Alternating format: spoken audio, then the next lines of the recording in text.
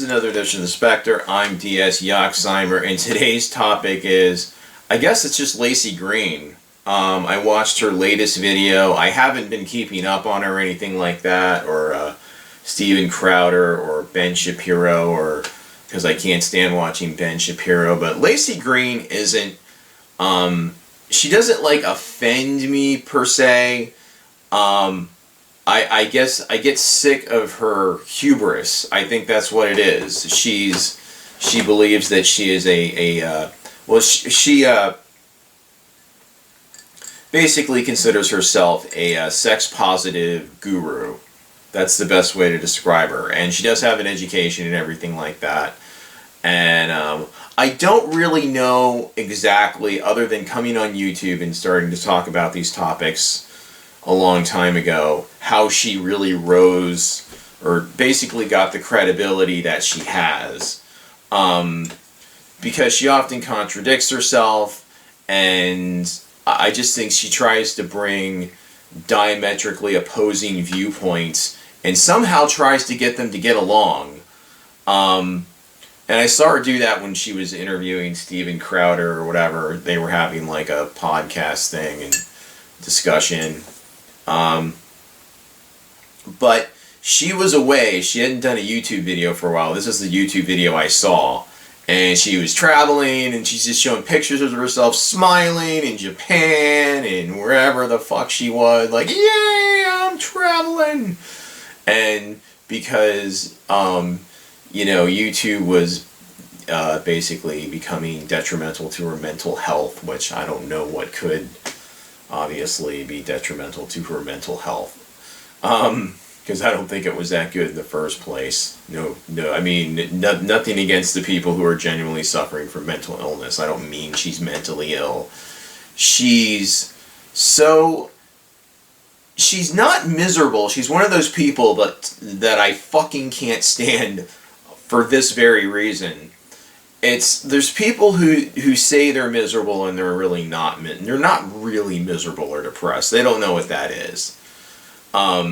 And she goes out and she's basically creating drama in order to take this break and kind of it's for the audience, I think, and it's basically to I think it was a misguided way of drawing in more viewers or whatever, or making her audience, want to see her more and stuff like that. And her videos aren't really that good. They're kind of like this, just talking about shit in front of a camera. There's not a lot of, razzle-dazzle about it. I mean, it's not. It's supposed to be an informative show about different sorts of sexual practices and all, the politics of sex these days, and hashtag Me Too, and all of that stuff that you would expect to see on a show like Laci Green's. And she has sort of the only thing she did have that was in the beginning that was sort of a graphic was this sort of, old-timey Schoolhouse Rock animation of herself. Kudos to that. I'm glad she added some production value to that, but she's had a lot of. She's just been around a while. I think she had an appearance on Dr. Phil. I don't know fucking why. Of course, if it's an unexpert opinion, it's on Dr. Phil. And there's not really much. That's basically it. That's my bone with her. I think she is playing off of, not saying she's stupid or necessarily uninformed, but everything is based off of just like, what's the flavor of the month or the week? It's like, oh, we're going to talk about polyamorous, practices among the Eskimos or some shit like that. Like, whatever. Like, it's not even much of a thing anyway. Or that's just an example. I mean, I'm not, I don't know. But there's all kinds of shit she talks about. I mean, she talks about anal, she talks about butt plugs, and all kinds of crazy shit that you would talk about on a sex show, of course. But I don't think, like, she's speaking to people who are they're not experienced at sex, and they're just like trying to find someone, or maybe someone with a YouTube channel or a talk show, who is speaking at their level. You know, because I've seen other talk show, or there was an old lady. I'm trying to think of her name. Shit, I can't remember it. She used to be on Conan O'Brien a lot late at night, and she would bring on crazy sex toys and stuff, and she was blunt on her talk show. You know, I mean, she would just, like, if a couple came on talking about something like this, well, we're having trouble in the bedroom, and, you know, she would say, have you tried anal? You know, and it's just like, no, we didn't, you know, maybe we don't want to fucking do that shit. You know, I mean, that's the thing. You know, not everybody's into it. That's cool if you're into that, but not everybody's like, have you tried anal? You know, I mean, and just anything you can think of. Like, it's not like everybody's into the same shit. So Laci Green speaks to this, I guess, establishment, liberal, whatever, who basically they want to establish what the politics of sex, social sex practices are. You know, basically how we get to the point where, you know, a couple, whatever couple that is, whatever gender orientation, they get to the point where they're going to consummate their relationship. What has to be established, what has to be said, all of that. I mean, that's part of it, which is a good thing. You should do that, of course, you know. And that's what a lot of it has to do with. Most of the time, I mean, as far as I know, most of the time there's not a lot of talking. People pretty much have their minds made up about sex, and they just go and fuck somewhere, and all that, I guess. But the thing what I don't like about the whole social, and it has somewhat to do with what Laci Green.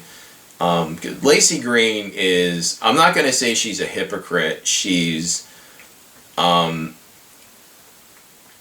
trying to hold basically one set of values up, and while practicing another set of values. You know what I mean? Like, whatever, you know, involving S&M and submission and all that sort of stuff, and humiliation amongst, like, let's say, a consenting couple that do that shit. And it's okay to talk about that stuff. It goes on, and it's an interesting topic, up against basically, like, the hashtag MeToo values, which is pretty much everything is rape. If you look at a woman, it's rape. And I'm exaggerating, of course. But it's...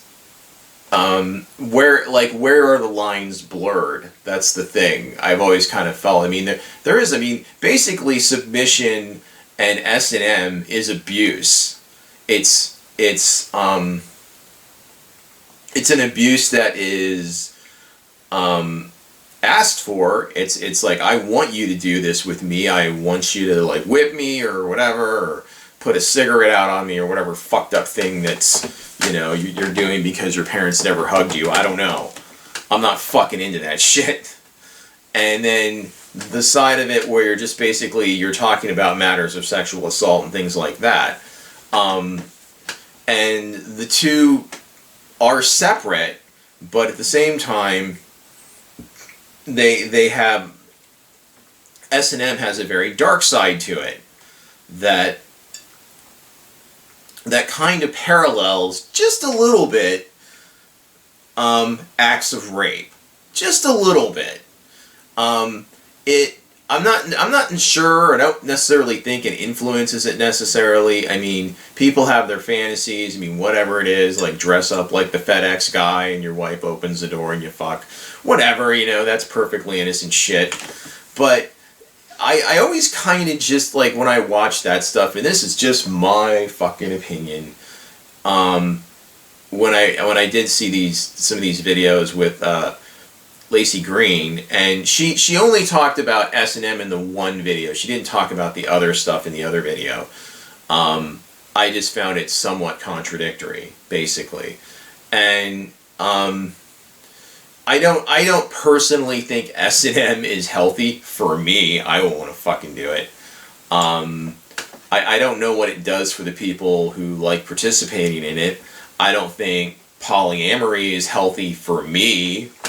I don't think a lot of things are like, you know, I'm not big on like public nudity or anything like. I mean, I don't think it's a big deal necessarily if you want to go to a nude beach or anything like that. But count me the fuck out. You know, I don't want to see everybody naked. You know what I mean? It's like, yeah, I mean, it's like, it's not like it's not necessarily, oh yeah, you're going to go to a nude beach and see a bunch of hot women or whatever like that. But, because you're not. You're going to see a bunch of pervy old dudes, probably. But it's just, I don't, yeah, there's some things, I mean, that's just, there are certain lifestyles. I mean, nudism is not like a new thing or anything like that. But she had discussed that as well. But most of like what she talks about, it's stuff that's either been discussed before, or she basically finds a way to run it off the road. You know, she's just like, she doesn't come to a real conclusion about it, and it's and it's just you're just kind of left with a lot of loose ends. Like, well, what does that mean? Does that mean that's a good thing? Does that what is the emotional impact of that on the other partner if you're performing said sex act, basically? And I'm speaking very vaguely here because she does a lot of videos on a lot of shit. And I'm not even trashing her. I don't particularly dislike her. I'm not. I think she does make some good points sometimes, and she's very smart. I will say that. But I don't think she's an expert on sex in the way that it should be discussed to basically younger people, so they have a baseline to start from, and then you get into the complicated shit. And maybe her videos are for, you know, the more complicated, you know, whatever types of practices and lifestyles and so on and so forth. I mean, there's swinging, there's this, there's that, there's bisexual, there's all sorts of, you know, sexual orientations now. There's like 56 of them. I don't fucking know. There's transgender people and all that stuff, and I'm supportive of all, you know, gays and, you know, people of transgender people and all those people. They deserve to have the same rights as everybody else. This is America. That's how I feel about it. Whatever comfort level I'm at or whatever, that's not the point. Or what comfort level you may be at or whatever. It's not the point. It's just, that's their life and they have the right to live it as they wish, as long as you're not hurting anybody else. That's pretty much how I feel about it. And I'm pretty simple about shit. Things are simple out here in Quigleyville. Yep, you want to put on a dress and put your penis between your legs and walk around and call yourself Cassandra, that's okay with us, you know. But that's not exactly what happened. That's very insulting, of course. But yeah, I don't I just don't jive with basically a lot of what Laci Peterson says. I think she's kind of going off the hook. She's a little bit like Dr. Phil in a sense that she is, she's kind of speaking from the gut, and I know she researches things like that, and she interviews people and everything like that. I think she's almost, to me, she's like, I don't want to compare her to Steven Crowder, but she's like the Steven Crowder of sexperts, and she's a sex positive, whatever the fuck she is. And because she basically does whatever she can to drum up publicity about herself, and she kind of, the funny thing is, in the vacation boat photos, and I will show these photos. I'm gonna get these pics. I'm gonna show this reel of Laci Green on vacation, and guess who's with her? Nobody. That's it. Maybe the other person taking the picture or something was with her. It felt sad, but she's got this really like you know, she's excited to be in Japan or you know, like, I don't know where the hell she was, Paris, you know, these places that young women go to eat, pray, and love and all that shit. So anyway, that's about all I have to say about this. I have no hard feelings towards Laci Green, just a criticism. I'm sure she's never gonna fucking see this, so who cares? But if she did, it would be funny. I would lose my shit if Laci Green like fucking commented on this video, this very video. But if you do happen to see this, Laci Green, I encourage. I hope you write a whole paragraph and stuff in an email and just, you know, all kinds of angry shit regarding this. I don't think I was too harsh, but those are just some of the things I feel about a lot of it's not just her. It's just a lot of the YouTubers and stuff like that. And I guess that's where I'll sign off on there. I've said about everything I'm going to say about that in the spirit of Halloween, because, hey, it's like, what, fucking almost a month and a half away now, so we got this baby. It's like I got Riley, my dead dog.